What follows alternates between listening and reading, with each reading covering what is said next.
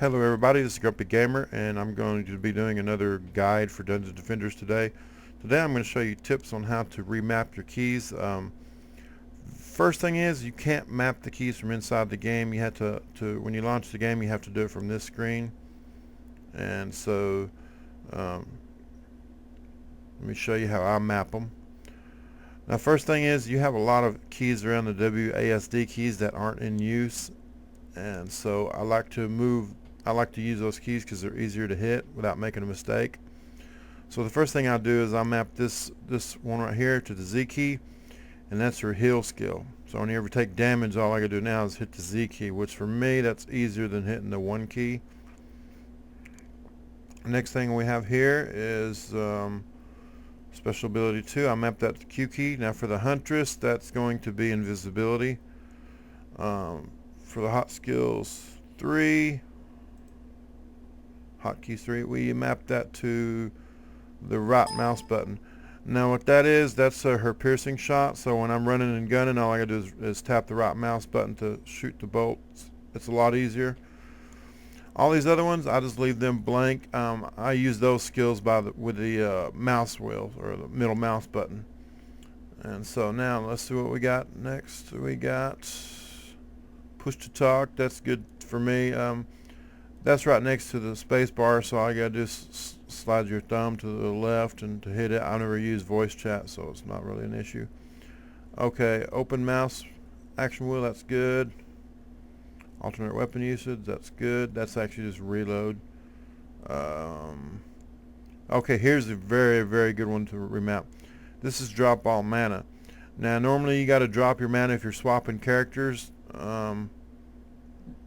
If you don't drop your mana for you swap characters, the mana will stay on the old character. So you frequently have to drop your mana when you're playing a game and you want to swap to a different character. You got to drop it.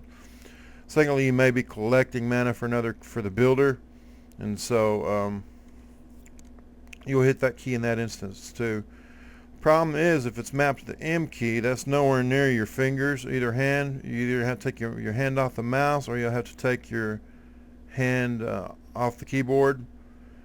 It's really not a good idea to take your hand off the keyboard because when you got to move your hand back, it's pretty easy to misplace your hand. So what I do is I just map that to the control key. That's pretty simple. Just you got to drop your pinky down, tap that, you drop all your mana.